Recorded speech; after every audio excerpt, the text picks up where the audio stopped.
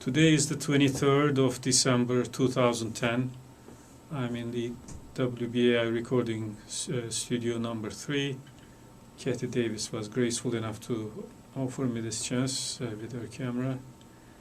I will now try to record some of the parts of a movie project that I named Longevity. This movie project incorporates ideas, some of which go back to my childhood, but the final impetus came in April 2000 from a program, a PBS program called Dr. Solomon's Dilemma. Frontline, April 4th, 2000.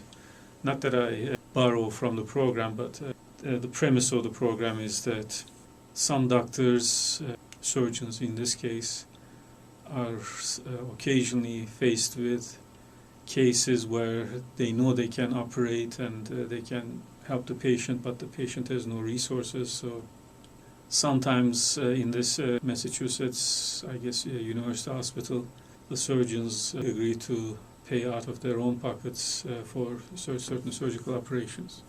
Once again, I'm not borrowing the theme for my movie from this, but the idea of helping an ED patient is included in my movie project, even though mine is decidedly not realistic. It could actually be entirely unrealistic in this respect also, but it helps to know that there had been some surgeons who actually helped some of their patients, sacrificing their own resources, etc. The older ideas that I incorporated into the movie once again go back to my childhood, and one of the oldest is the image of Diogenes the Cynic, the philosopher. For people growing up in Turkey, and I myself was born and grew up in Ankara, Turkey. For people like us, it is impossible to remember when it was that we first heard of, for instance, Nasreddin Hoca. He's part of the landscape, so to speak, and we imbibe him. We hear so much about him, and I guess initially we may think that he is a distant relative or somebody that everybody seems to know. And of all the Greek philosophers, some of whom actually lived in Anatolia, Diogenes has a special place, and I guess he is dear to the hearts of a lot of common Turkish people. Educated is something else, of course, but anyhow.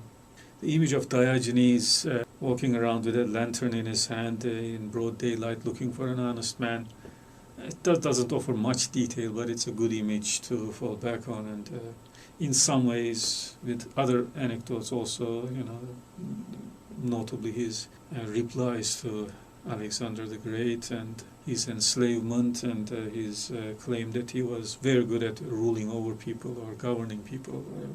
These things may give us the sense that here was a character who was capable of accomplishing much, but ended up being a beggar and wasn't entirely happy about it, but survived.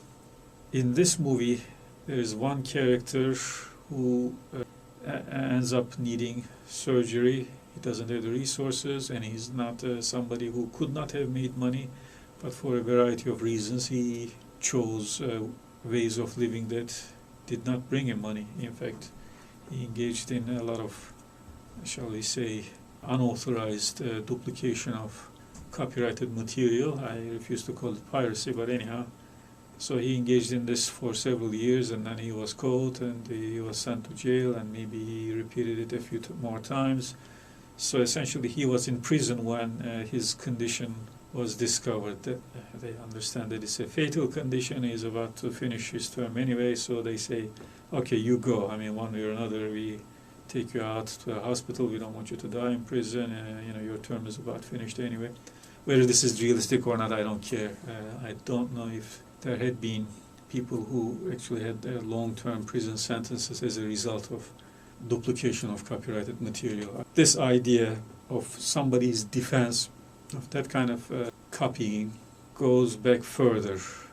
So as I said, the program Dr. Solomon's Dilemma is from 2000, but the other ideas go back to mid-90s. And they have something to do with what I was aware of during my computer consulting practice, let's say, as well as my political views regarding the copyright mafia, so to speak. So in many ways, I do have issues with the way present copyright laws are conceived and implemented. So it may be useful that somebody who intends to make a movie and maybe is not afraid of making some money out of it also recognizes that this is a relatively, shall we say, easy way of making money, and a lot of people who work for their entire adult lives may never end up making as much money as, let's say, some of the mediocre movie makers make, not to mention actors. And this is something that I take issue with, but this is not in the movie itself. This is not my first movie project. The first one goes back to, again, inspirations from my childhood, but with this one also there is an April inspiration, which is from April 1983. On that date, I received some visual images that I thought would allow me to create an impressionistic movie. Impressionistic in the sense that it's not narrative, it's not intended to convey a message, and it doesn't have one meaning. It may have several meanings, and what I mean by certain scenes may not be important. So I do have that kind of a non-political, let's say, or apolitical, more artsy-fartsy movie project that I had been working on, and also as part of my philosophy, if I may say so, philosophy of art. I can entirely justify efforts of purely artistic works of art. Of course, even with works of art that simply elevate people spiritually, so to speak, there is a political agenda. I mean, this in itself may be conceived as one of the goals of political life anyway, making people happy, I guess, or making them more reflective, etc. So I'm glad that this is not my first project, and it has a lot of messages, but I'm not simply a producer of problem plays, so to speak, or somebody who aims to do top-heavy political works. And I may also mention that there is a second movie project that goes mainly back to 1998. This also predates the present one, and some of the ideas that I use there may be parallel. They're not included in this one, but in spirit they may be parallel. There also a female character aims to accomplish certain things that are beyond her means, and it would take a great deal of collaboration with scientists, politicians, and ordinary people and workers and taxpayers and so on, and whether it succeeds or not, who knows. That movie project may end up being the third one to be done. In this movie project, I do intend to borrow certain impressionistic scenes from the first project. The fundamental premise behind this one is that some people end up realizing that they live in an age when they are not surrounded by a community of like-minded people, so to speak. Now, I lived long enough to realize that like-minded people don't always form a good or meaningful community. Sometimes you can have a community of people who think differently, and sometimes so-called like-minded people are not good neighbors, maybe good political bedfellows, so to speak, but not much beyond that.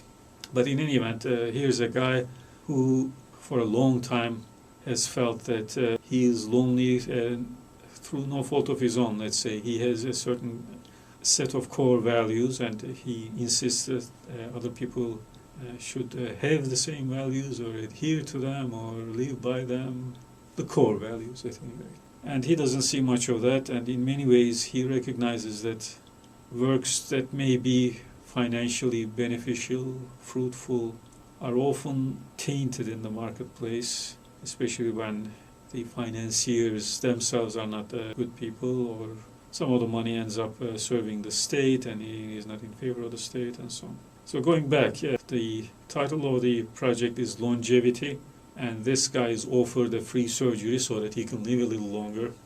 Grotowski. Never saw a Grotowski play. But in 1970s. I've seen some photos. I mentioned this, hoping that at some point I do end up seeing some Grotowski, and I hope that I won't be disappointed as I have been disappointed with a lot of other stuff. Going back to the ambitions, I'm a political philosopher mainly, and I'm a moral agent, and in many ways I could live an entirely fruitful and self-satisfying life without ever producing a movie or a play. So I'm not entering this field because I have nothing better to do, but because I imagine that there is a certain audience that can be reached with a project that is not as demanding in terms of time as, let's say, one of my books, which I've been working on for more than 30 years. That thing is entitled On the Threshold of ... And that is a three-part or three-volume work that deals mainly with political philosophy. So within this, let's say, broader perspective, one thing that I may offer is that this movie is not going to be something that has a lot of ambitions that cannot be backed, so to speak. I do have some ideas that can back not just this project, but a lot of other ones. And I also intend to make this a multimedia kind of project where the end product will not be one that is a collection of moving picture scenes that end up taking 2 hours, 3 hours, whatever it takes, and that's the end of that. No, sorry. This, first of all, will be heavily scripted, and the script itself will hopefully have a life of its own. And in many respects, other people will hopefully be able to become part of it, part of the project later, because this is about human beings wasting a lot of time, not having a voice, even as they face their death, so to speak. So it relates to a lot of other people, how they live their lives and how they leave a legacy to future generations. So the idea of legacy and what is called an ethical legacy are also critically tied into this project. I'm only 48. I never had an experience of a long time stay in a hospital. In fact, I've never been in a hospital, never spent even one night in a hospital, and I'm not somebody who is familiar with a lot of doctor shows, hospital shows.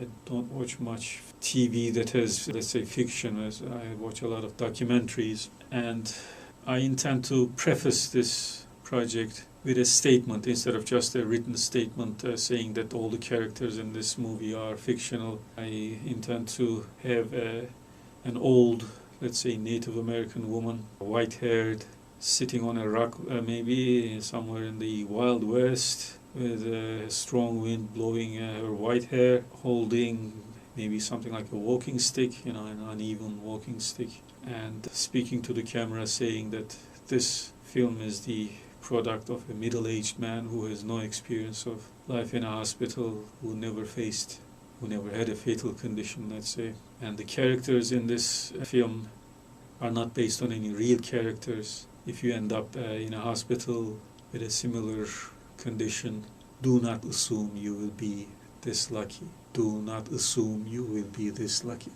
This is the least warning I can give, because in this film I intend to work with characters, or maybe create characters, if I may say so, who are more caring than the average hospital personnel, and they will be spending more time on this particular patient, the protagonist, let's say,